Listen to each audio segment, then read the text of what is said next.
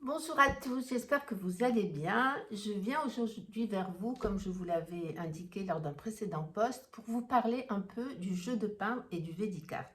Alors pour ceux qui ne me connaissent pas, je suis Catherine Mélule, j'ai créé, ça fait plus de 10 ans maintenant, un lieu que j'ai appelé Lilo, qui a évolué au fil des années et qui est un lieu dédié à la créativité, à la transmission et au partage. Dans ce lieu, Lilo, je propose divers ateliers, dont les ateliers du jeu de peindre et les stages de Védicart.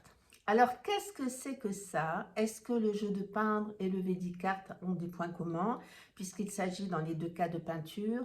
Est-ce que ça se passe dans les mêmes conditions? Qu'est-ce qu'est l'un? Qu'est-ce qu'est l'autre? Qu'est-ce que l'un peut vous apporter? Qu'est-ce que l'autre peut vous apporter? Voilà, j'avais vraiment envie, puisque je me rends compte lors des discussions avec les personnes qui viennent ici et des discussions que je peux avoir à l'extérieur, pour partager en fait ce qui m'anime et ce qui fait vraiment partie de mon quotidien.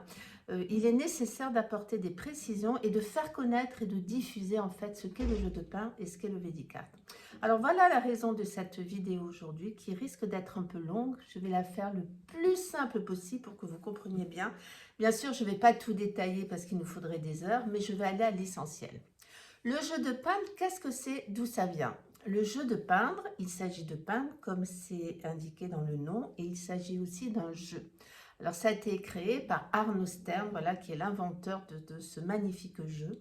Vous pourrez retrouver sur YouTube plein de vidéos sur sa vie et sur des explications, donc je ne partirai pas là-dessus. Mais je vais vous expliquer un peu ce qu'est le jeu de peindre. Le jeu de peindre, ça se passe dans un atelier qui n'est pas celui que vous pouvez apercevoir là. Ici, nous sommes dans l'atelier où se déroulent les stages de Védicart, où se déroulent aussi les journées d'atelier individuels, puisque je développe aussi ça, et puis plein d'autres choses. Mais ce n'est pas le sujet aujourd'hui. Mais le jeu de peindre se passe dans un autre atelier, donc je vous ferai des petites photos, qui est un lieu clos, bien particulier, avec au mur du papier craft qui à l'origine était tout neutre et tout marron, mais depuis 10 ans, il s'est coloré de traces des personnes qui viennent peindre. Alors, il s'est coloré de traces, pas faites directement sur le papier craft, parce que je vais vous expliquer comment ce jeu se passe. Ce jeu, en fait, se passe de manière régulière. Vous venez dans l'atelier, vous prenez une feuille ou deux feuilles ou trois feuilles que nous punaisons ensemble au mur. Il y a un rituel pour accrocher les feuilles au mur. Et ces feuilles-là qui sont blanches sont votre espace à vous sur lequel vous allez faire ce que vous avez envie. Aucune consigne, aucun objectif à atteindre, simplement se laisser aller à sa spontanéité et aller chercher la couleur qui nous plaît. Autre rituel, au centre de l'atelier, il y a une table palette avec 18 couleurs, 3 pinceaux par couleur, et vous allez prendre un pinceau, un gros ou deux petits, vous choisissez lequel. Vous mettez la pointe du pinceau dans la couleur que vous choisissez, qui est exactement celle du pinceau, et vous allez sur votre feuille et vous allez tracer ce que vous voulez. Puis vous avez envie de changer de couleur, vous revenez, vous refaites ce rituel entre votre feuille qui est punaisée au mur et la table palette. Et cette table palette a un objectif très important, c'est que c'est là où vous allez rencontrer les autres, parce que bien sûr, vous n'êtes pas seul pour jouer au jeu de peindre, ça se passe dans un groupe. Ça se passe dans un groupe qui est différent en âge, qui est justement fait là pour le partage, c'est comme en fait une micro-société en fait, le jeu de peindre. On se retrouve ensemble pour partager un moment avec des gens différents en âge, des gens différents. Il y a des gens qui peuvent être porteurs d'handicap, d'autres non. Voilà, on se retrouve tous ensemble.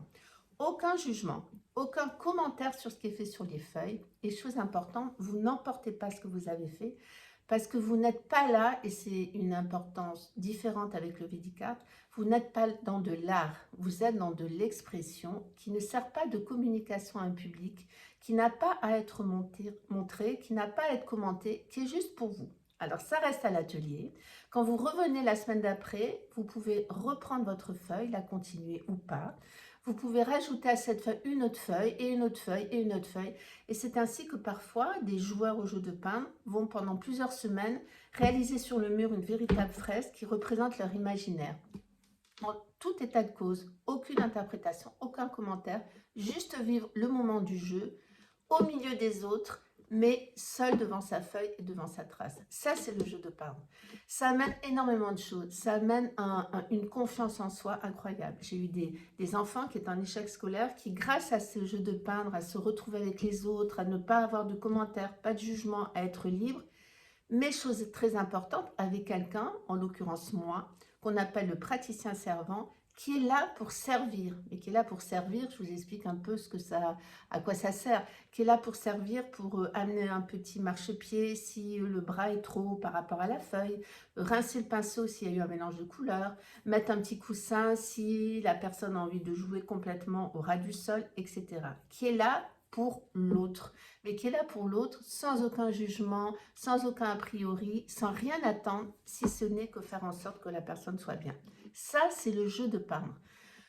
Nous ne sommes pas dans l'art, nous sommes dans une expression qui ne sert pas à communiquer avec un public. Aucun don à avoir, c'est accessible à tout le monde à partir de 3 ans, jusqu'à pas limite d'âge. Voilà, c'est vraiment une pause dans l'agitation quotidienne et je fais ça vraiment depuis 10 ans et c'est un véritable bonheur de voir ce qui se passe et de voir comment les gens arrivent pour jouer avec le sourire comme ça et comment l'heure et demie se passe, parfois dans un calme absolu, parce que chacun est concentré sur sa feuille et trace, et puis parfois la discussion repart et patati patata, mais surtout, sauf sur ce qui se passe sur la feuille. Et je veille à ce qu'il n'y ait aucun commentaire et aucun jugement. Voilà mon rôle et voilà comment se passe le jeu de pain. À côté de ça, le V10 qu'est-ce que c'est? C'est aussi de la peinture, bien sûr. On va aussi peindre, bien sûr. Mais chose importante, dans le V10 on est dans l'art. Mais on est dans l'art, pas dans l'artiste qui va devoir faire tout un tas d'apprentissages, apprendre tout un tas de techniques pour se considérer être dans l'art. Non, on est dans une expression qui va servir de communication à un public si on a envie, c'est-à-dire qu'on pourra exposer, on pourra, grâce à notre art, faire passer un message, prendre position sur ce qu'on a envie de transmettre, sur ce qu'on a envie de partager. Et c'est quelque chose de totalement différent avec le jeu de pain. Dans le V10 alors qu'est-ce que c'est le V10 Moi, j'ai eu la chance de le rencontrer en 2013 et de rencontrer Anne Dillman à Paris, qui est devenue une grande amie et qui avait rencontré Kurt Kallman, le fondateur de cette méthode, et qui m'a transmis tout ça. Et j'ai donc fait tout le processus pour pouvoir à mon tour proposer des stages et à mon tour former des personnes qui ont envie, elles aussi, de proposer des stages. C'est d'ailleurs ce que j'ai fait. J'ai dû former à peu près, je ne sais pas, une petite dizaine de personnes qui proposent à leur tour des stages et qui sèment ces graines créatives. Parce que le V10 c'est ça. Le V10 c'est réveiller sa force créatrice qu'on a en nous, c'est réveiller cet élan vital, c'est aller chercher au fond de nous, mais sans le vouloir. Le processus se passe de manière tout à fait naturelle, cette force vitale que nous avons tous et qui nous pousse à créer. Nous sommes tous, en venant sur Terre, des êtres créateurs. On l'oublie avec les conditionnements, ce qu'on peut nous dire, ce qu'on peut penser de nous, nos processus plutôt réducteurs. Je ne suis pas douée, c'est pas pour moi, j'ai jamais su, patati patata. Or, le V10 va vous servir, grâce à un processus, à une méthode qui a été mise en place par Kurt Kallman, à réveiller justement, grâce à 17 principes que je ne vous dévoilerai pas là, puisque c'est quelque chose qu'on vit et qui ne se dévoile pas. Voilà, il faut faire un stage de V10 pour comprendre ce processus et en prendre connaissance. Vous allez, étape par étape, réveiller cet élan vital.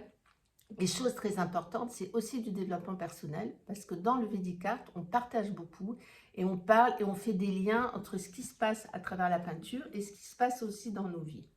Attention, ce n'est pas de l'art-thérapie, il n'y a aucune interprétation, il y a juste beaucoup de partage et laisser aller cet élan créatif sans rien vouloir, sans rien forcer, sans rien attendre, tout se passe tout seul. Et je peux vous dire que depuis 10 ans que je propose des stages et alors de plus en plus depuis ces dernières années, ce qui se passe est quelque chose d'incroyable.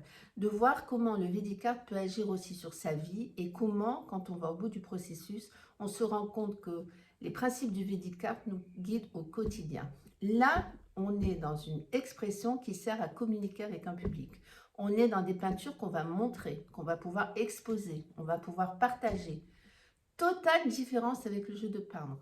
Je réinsiste là-dessus, dans le jeu de peindre, les peintures ne sont pas montrées, ne sont pas emportées, elles sont gardées. Vous pouvez apercevoir derrière, là, tout des tas de piles. C'est les peintures que je garde, puisqu'elles sont gardées, et que les personnes peuvent, 5 ans après, si elles ont envie de les revoir, et ben les revoir. Bon, il faut me prévenir parce qu'il y a un peu de souk dans l'atelier, donc il faut que je les recherche, et il faut que je m'active à ranger un peu tout ça. Mais en tout cas, elles sont là, mais elles ne sortent pas. Le Vedic Art, c'est totalement différent, je reviens là-dessus. Nous avons fait une exposition l'année dernière et nous allons en refaire une grâce à une association qui s'appelle Graines Créatives, qui a pour objectif justement de mettre en valeur les Vedic artistes et de montrer ce qui est fait. Et je peux vous dire que l'année dernière, les retours ont été incroyables puisque les personnes nous ont dit on est touché au fond du cœur. Voilà. Je ne veux pas dire qu'on ne l'est pas par d'autres méthodes. Là, je vous parle du Védique, de ce qui se passe. C'est accessible à tout le monde. Pas besoin d'être doué. Il faut arrêter avec cette histoire de don. Tout le monde a cette force en nous. Donc, c'est accessible. Pour ceux qui n'ont jamais peint, j'ai même envie de vous dire, pour eux, c'est hyper plus facile parce qu'ils n'ont aucun conditionnement. Ils n'ont aucune technique à appliquer. Ils sont donc totalement libres.